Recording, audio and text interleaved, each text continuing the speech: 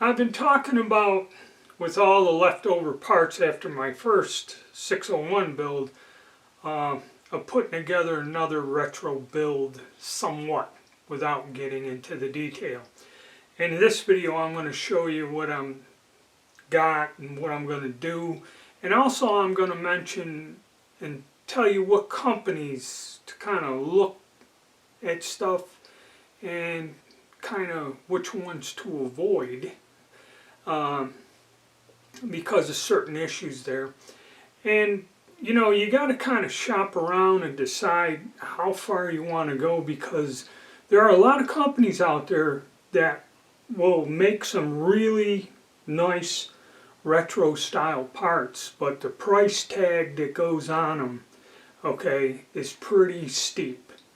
Alright, I mean, you're better off picking out something out of the Harrington and Richardson line at PSA Armory in some ways, but that's up to you. But I'm going to tell you what I'm planning to do and give you some information that you could use. Hopefully it's helpful.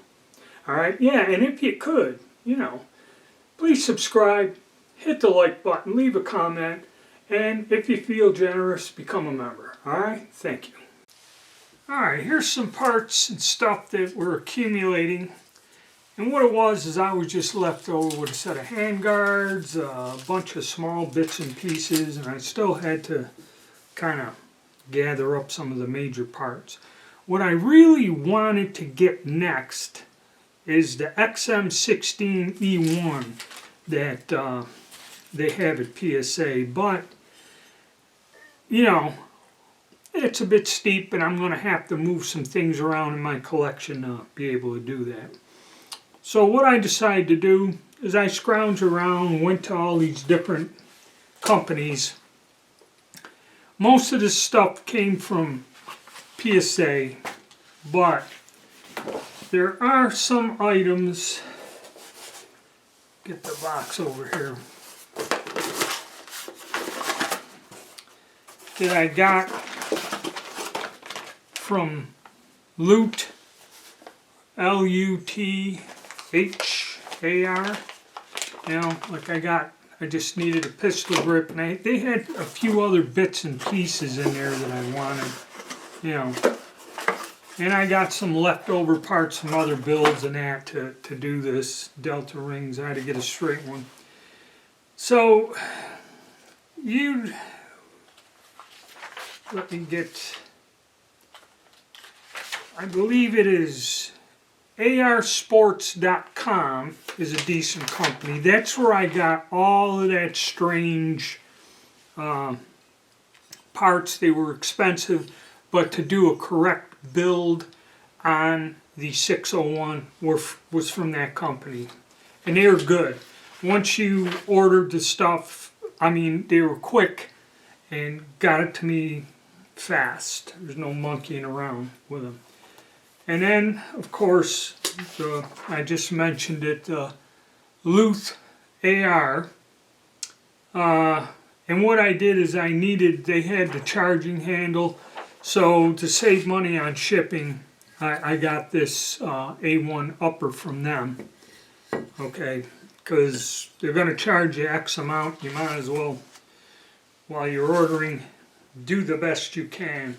And a lot of the other stuff is from Palmetto State Armory. The buttstock that I'm going to use on this I got from Brownells, and it was like $50, or if I got one from Palmetto it would be close to $80, so I didn't. Now the company I'm going to warn you about is Retro Rifles.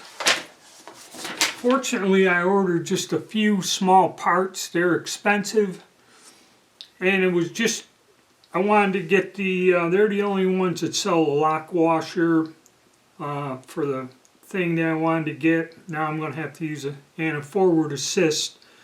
I don't know if it was an original one off a gun, and another small part.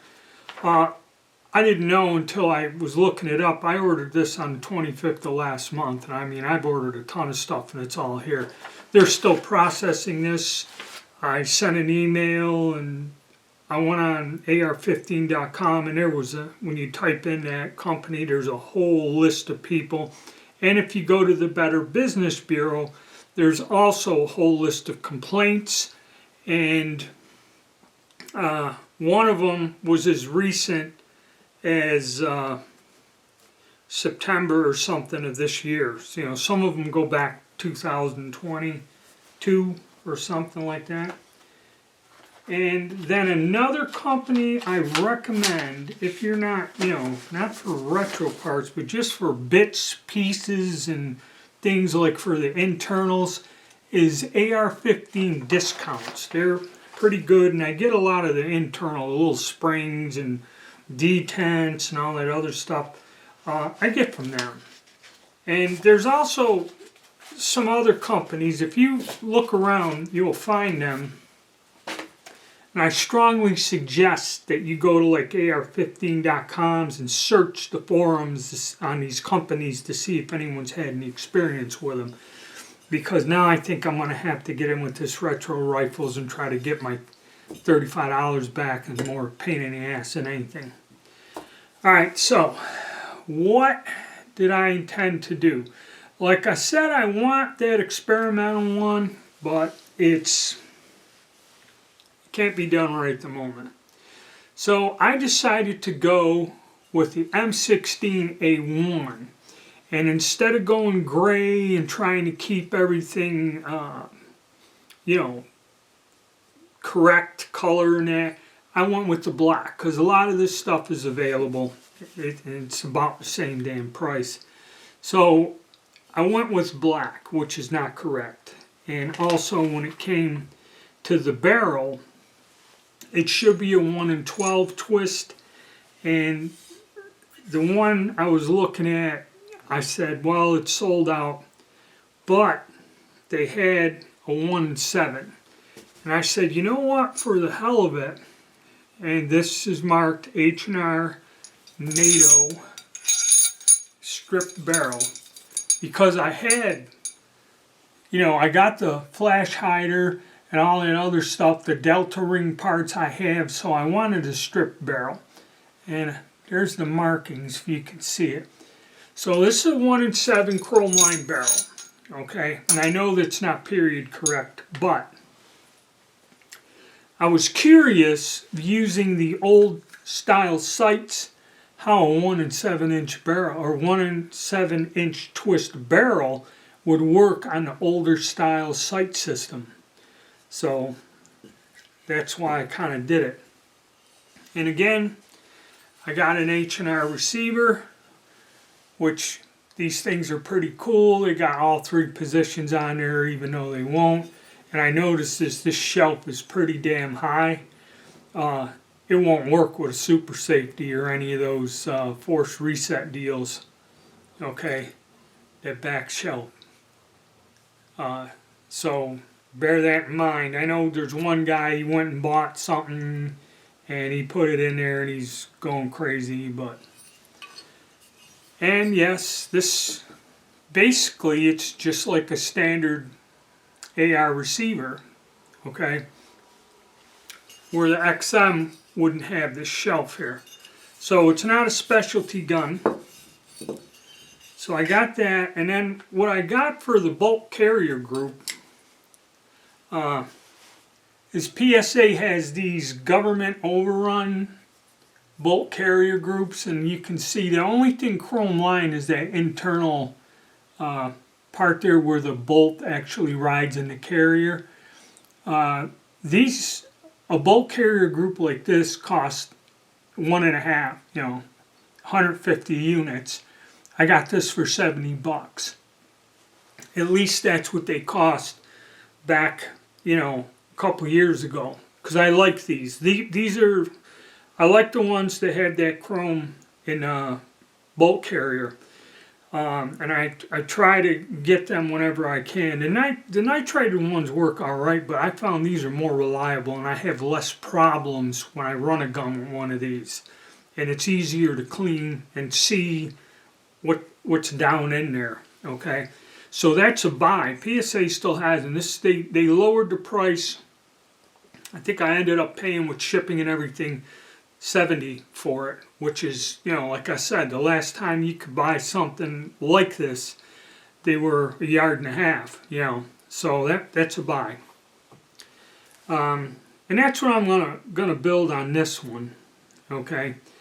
And then another thing, which is very important, whenever if you decide to build one of these yourself, okay, pay very close attention, because I think a lot of the confusion with the twist rates and everything else, they make these barrels with the standard rifle ramps, okay, which will work with this receiver, okay, and read the thing, because they'll have more than one upper and more than one barrel, because the M4 feed ramps, which you really don't need them on a rifle, but they are making them, and you can find on PSA the rifles. That's why there's so many variations. Some of these guns, retro guns, will have M4 feed ramps, and you need not only the correct barrel with feed ramps, but you also need the correct upper receiver. So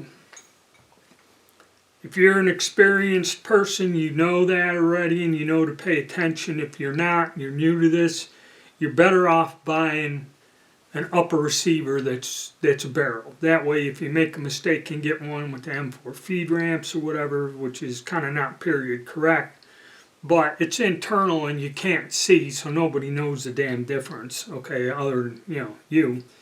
And 1 7-inch twist. I'm finding a lot of barrels.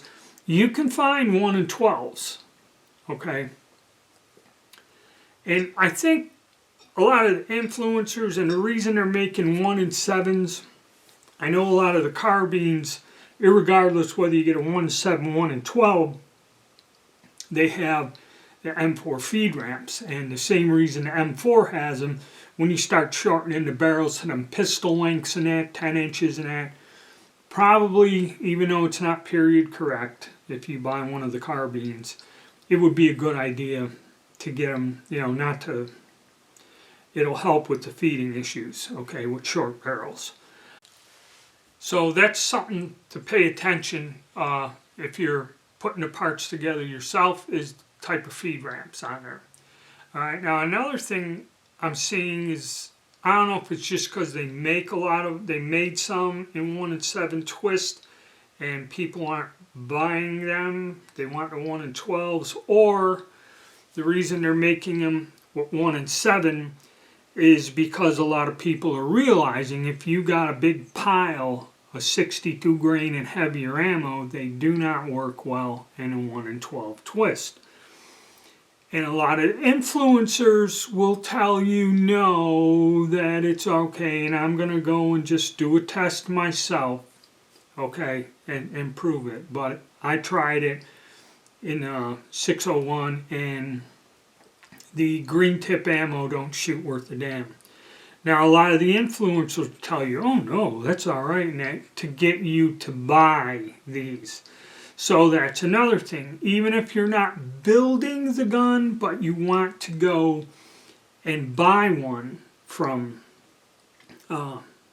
PSA, and you have a choice, should I go with a 1 and 12 or should I go with a 1 and 7 build that they have there? Okay, a 1 and 7 honestly will shoot both ammo to about, either 55 or 62 on average. These guns will shoot about a 2-inch group at 50 yards, on average. If you get skilled with it and your hands are steadier than mine, you can probably shrink that down to 1.5 inches.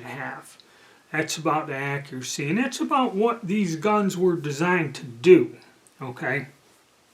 Remember, you're not getting a target grade barrel with a heavy barrel, and all that. That's the reason they make them, is, you get a better quality barrel. Now, all of these two are chrome lined. I like chrome lined barrels, okay?